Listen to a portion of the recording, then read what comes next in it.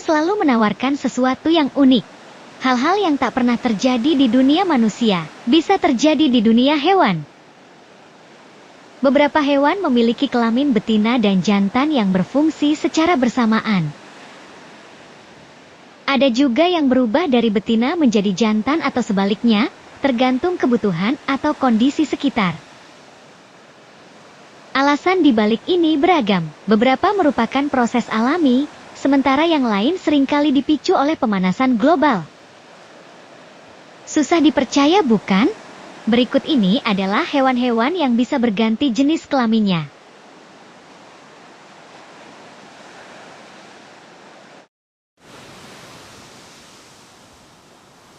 Menurut para pakar, naga berjenggot melakukan perubahan jenis kelamin saat masih embrio di dalam telur. Studi menunjukkan bahwa ketika suhu hangat terjadi selama inkubasi telur, naga berjenggot jantan akan berubah menjadi betina. Tapi itu bukan peralihan yang sempurna. Mereka sebenarnya tetap jantan secara genetis, tetapi dapat bereproduksi seperti betina. Faktanya bunglon waria ini bertelur 2 kali lebih banyak daripada si betina normal 100%. Dan fenomena pergantian jenis kelamin ini terjadi karena pengaruh pemanasan global yang ekstrim. Lihat bukan? Perubahan alat kelamin lazim terjadi pada dunia hewan. Apakah kalian ingin menjadi seperti binatang?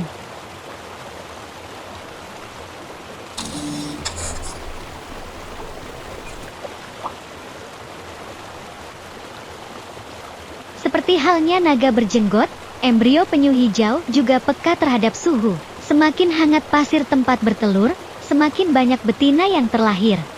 Faktanya, menurut sebuah penelitian, penyu yang berasal dari pantai di Australia, di mana pemanasan global sangat tinggi, akan menghasilkan lebih banyak betina, hingga mencapai 99,8%. Sedangkan di pantai yang lebih sejuk, penyu betina yang terlahir hanya di angka 69% saja. Ini menunjukkan kesamaan faktor pergantian kelamin antara penyu laut hijau dan naga berjenggot. Sangat aneh bukan?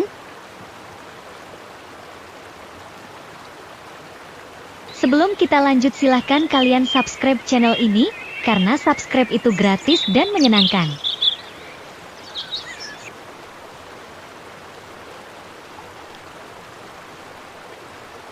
Ikan uras hampet adalah hermafrodit protogini. Artinya mereka terlahir sebagai betina. Namun bisa berganti menjadi jantan sesuai kebutuhan habitatnya. Sekitar usia 9 tahun, ikan uras hampet sudah bisa berganti kelamin dari betina menjadi jantan. Seiring dengan perubahan kelamin, warna ikan uras hampet pun akan berubah dari warna betina jingga kemerahan menjadi warna jantan biru kehijauan. Meski bisa hidup mencapai 30 tahun, ikan uras hampet terancam punah karena penangkapan ikan yang berlebihan, perdagangan ekspor, dan ancaman terhadap habitatnya.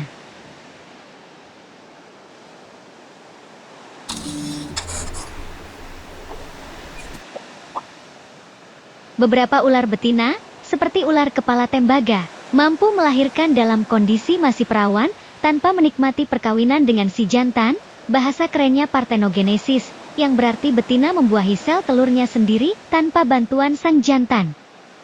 Meskipun secara teknis bukan perubahan kelamin, tetapi kemampuan menjalankan fungsi dua kelamin sekaligus sangatlah aneh dan langka, yang tidak ditemukan dari banyak hewan selainnya. Ular betina ini memiliki sel khusus yang disebut badan kutub yang diproduksi dengan sel telur, dan bertindak seperti sperma jantan untuk membuahi sel telur itu sendiri. Bagaimana apa kalian bisa membayangkan bila ini berlaku pada manusia juga?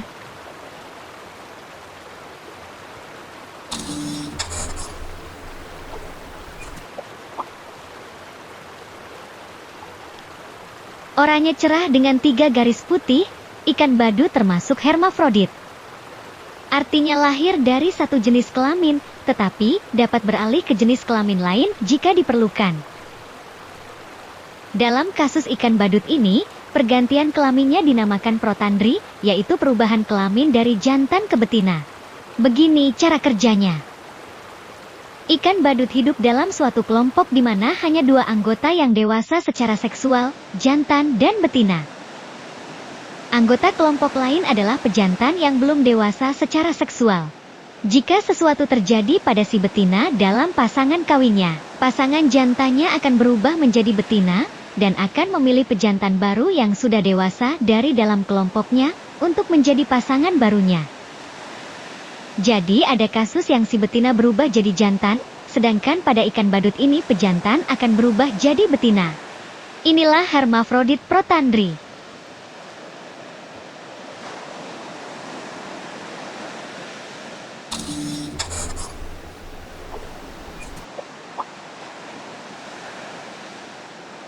Selama bertahun-tahun, para peneliti telah mengamati katak yang berganti kelamin secara spontan di laboratorium. Sekarang mereka telah melakukan penelitian yang sama di alam liar. Penelitian mereka menunjukkan bahwa perubahan jenis kelamin lengkap dengan organ reproduksi yang berfungsi penuh, umum terjadi di antara populasi katak hijau. Sementara penelitian sebelumnya menunjukkan bahwa perubahan jenis kelamin pada katak terjadi akibat dari polusi yang dibuat oleh manusia. Namun penelitian terbaru oleh para ilmuwan yang sama mengatakan bahwa perubahan tersebut bukan terjadi karena faktor pencemaran lingkungan seperti pendapat mereka sebelumnya. Namun memang terjadi secara alami pada amfibi.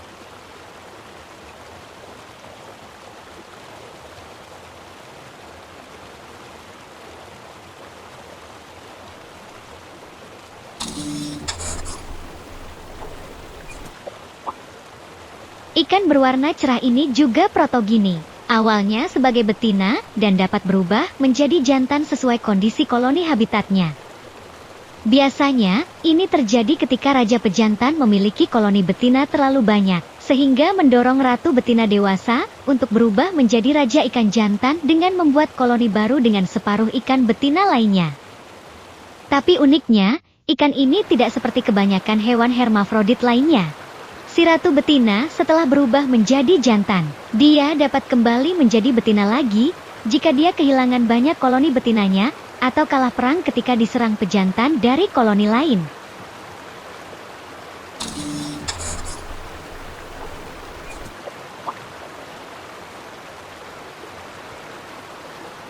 Ginandromorfisme bilateral juga terjadi pada burung kardinal, di mana kardinal jantan dan betina umumnya memiliki warna yang berbeda.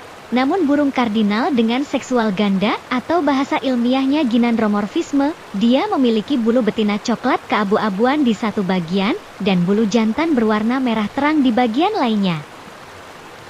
Menurut para ilmuwan, burung kardinal ginandromorfisme tidak hanya terlihat berbeda dari warna bulunya saja, tetapi mereka juga memiliki sifat yang berbeda dari kebanyakan burung kardinal lainnya. Burung bencong ini tidak pernah terlihat berkicau atau melakukan ritual perkawinan.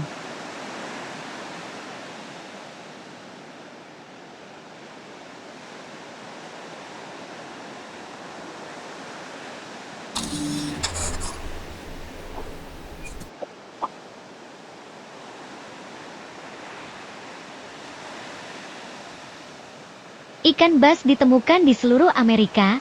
Ikan bass juga hermafrodit protogini, hewan yang dapat berubah dari betina menjadi jantan. Karena populasi ikan bass tersebar luas, sulit bagi para ilmuwan untuk mengamati perilaku reproduksi mereka di habitat aslinya. Namun, penelitian ikan bass laut dalam akuarium besar telah mengungkapkan bahwa perubahan jenis kelamin tergantung dengan kondisi koloni. Ketika ikan bass betina melihat penurunan populasi jantan di koloninya, ikan bass betina terbesar akan langsung berubah menjadi pejantan.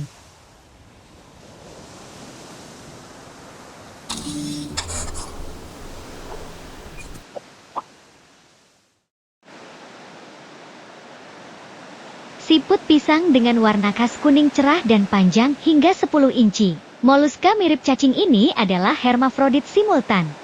Artinya mereka tidak bisa berubah dari betina menjadi jantan, atau jantan menjadi betina. Tetapi mereka menggunakan organ reproduksi jantan dan betina pada saat yang bersamaan. Meski mampu melakukan pembuahan sendiri, kebanyakan siput pisang lebih suka mencari pasangan. Ketika tiba saatnya untuk kawin, dua siput meringkuk satu sama lain dan melakukan pertukaran sperma timbal balik yang membuahi sel telur masing-masing. Ini sangat aneh bukan? Karena keduanya sama-sama bunting, lalu siapa yang akan bertanggung jawab?